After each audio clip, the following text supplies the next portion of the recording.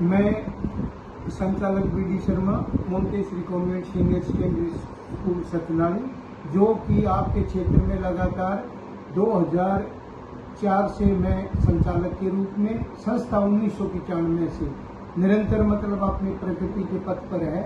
तो मैं इस पावन पर्व के उपलक्ष्य में जो अभी हमारा जो राष्ट्र पर्व है 15 अगस्त का, इसके ऊपर सभी क्षेत्रवासियों को अपने दिल की गहराइयों से शुभकामनाएं देता हूं और सदा इस क्षेत्र का आभार व्यक्त करता हूं कि इन्होंने हमारे को बहुत सहयोग किया है और भविष्य में भी इस क्षेत्र से कामनाएं रखते हैं कि निरंतर इसी तरह से इनका प्यार और सहयोग बना रहेगा। धन्यवाद। नमस्कार साथियों, आज हम आए हैं Montessori convent senior secondary school में। तो मैं आज बताना चाहूँगा हमारे लोक दर्पण चैनल के सभी व्यूवर्स को कि हमारे साथ मोंटेसरी स्कूल के डायरेक्टर और मेरे गुरुजी हरीश शर्मा जी हमारे साथ हैं।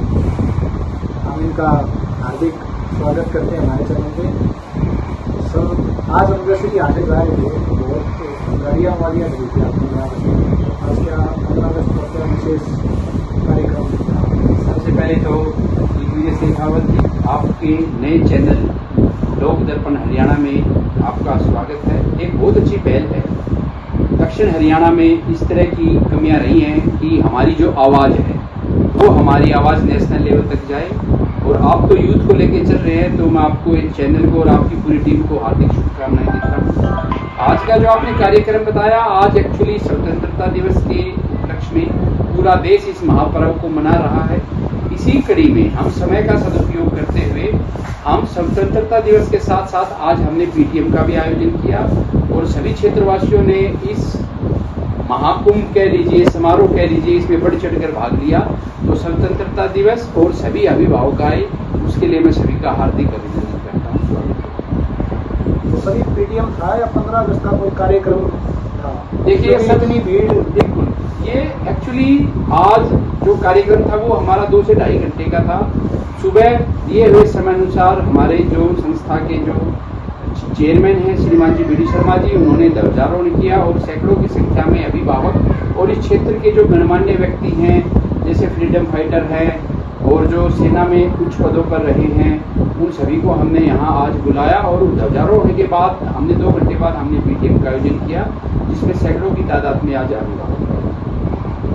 तो आज जैसे अभी के माहौल को देखते हुए अगर ऑपरेशन सिंदूर के बारे में आपने इस प्रकार से बच्चों को गाइडलाइन किया, तो आप दर्शकों को उस बारे में क्या बताना? देखिए, भारतीय सेना के मान और सम्मान और तिरंगे के मान और सम्मान के लिए हर देशवासी का फर्ज बनता है कि वो हमारी सेना का मान बढ़ाए।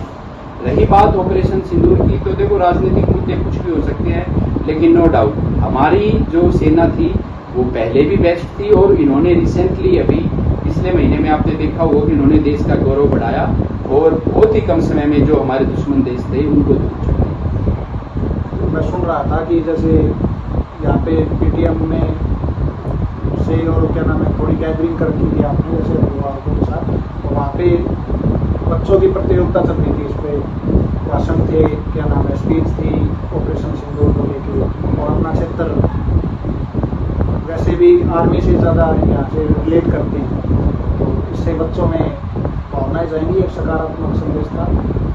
तो आज इस पे जो पीटीएम और स्वतंत्रता दिवस का जो एक समागम था, इस पे जो अभिभावक आए थे उनका कैसा क्या रिव्यू था?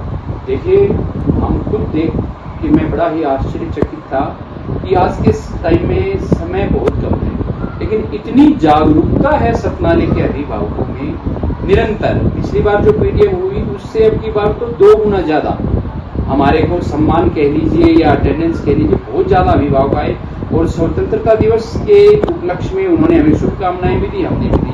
और बच्चों के भविष्य को लेकर जितने जागरूक अभिभावक सतनाले के हैं, मुझे नहीं लगता कि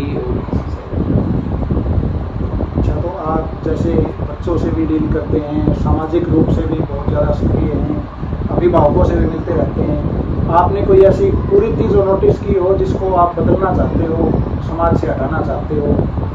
देखिए दिग्विजय जी, आप यहाँ हमारे पास शायद 2007-8 के आसपास पढ़े, उस टाइम के बच्चों में और आज के बच्चों में थोड़ा सा गैप है। शायद ये कहीं ना कहीं सम्मान की दृष्टिकोण से भी बच्चा सम्मान माँ बाप का भी शायद कम कर रहा है मेरे अनुसार।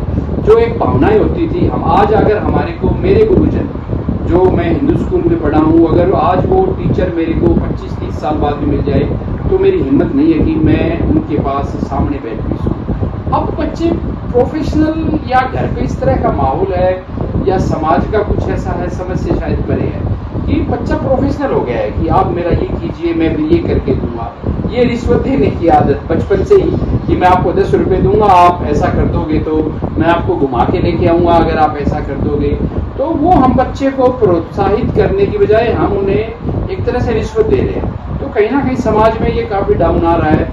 तो बच्चे के संस्कारों को डेवलप करने के लिए मैं चाहूंगा कि अभिभावक ज्यादा से ज्यादा अध्यापक के साथ मिलके समन्वय स्थापित करके और बच्चे को अच्छे संस्कार दें। अगर बात कुरीति की जाए तो मेरे अनुसार आज के दिन अगर हमारे यहाँ के बच्चों में अगर है तो वो जो एक मोबाइल का जो क्रेज है वो बहुत बड़ा, मैं तो कहूँगा कि आने वाले समय में बहुत ज्यादा नुकसान होगा इस चीज का। उस मोबाइल से बच्चों को किस तरह से दूर किया जाए, इसमें मैं भी एक हमारे आज विद्यालय की मैंने जो हमारे काफी अनुभवी अध्यापक है उनकी हमने एक टीम गठित की है कि बिना किसी सजा के, देखो सजा दे के किसी चीज को कम करवाना वो एक अलग बात है, स्वेच्छा से बच्चा किस प्रकार से मोबाइल को छूटे। और मैं आपके चैनल के माध्यम से मैं सभी अभिभावक, सभी समाज के शिक्षाविद, जो सामाजिक जो व्यक्ति है उनसे मैं आग्रह करना चाहूंगा कि उनके पास अगर ऐसा कुछ है जो वो हमें बता सके कि सर आप इस फील्ड में आप इस तरह से काम कीजिए, ऐसा करने से बच्चों में सुधार होगा, चाहे वह उनके अनुशासन की दृष्टि से हो, बच्चों की विचारधारा हो और खास तौर से ये मोबाइल। तो आप सभी के सुझाव है वो अपेक्षित हैं, आप हमें सुझाव दें। धन्यवाद सर। जैसा कि मेरे को पता चला कि आप व्यस्त समय में से आपने हमें समय निकाल के दिया। देखिए जी बेटा, हम समाज के लिए हैं और आपकी भी देखो हो सकता है किसी व्यक्ति की कोई विचारधारा अलग हो कि इन्होंने फॉलोइंग के लिए या पैसे के लिए न्यूज चैनल बनाया है। मैं आपको काफी समय से जानता हूँ, मैंने देखा है सतनाली में आपको जिस प्रकार से आप श्याम बाबा मंदिर का निर्माण है, ब्लड कैंप है या बच्चों के जो स्पोर्ट्स के कार्यक्रम कराते हैं, तो आप सामाजिक दृष्टिकोण से इस चैनल को लेके आए हैं और भविष्य में भी आप इसे आगे लेके जाएंगे। हम भगवान से यही शुभकामनाएं देते हैं आपको, भगवान से प्रार्थना करते हैं कि आपकी पूरी टीम स्वस्थ रहे और समाज की कुरीतियों से दूर रहे।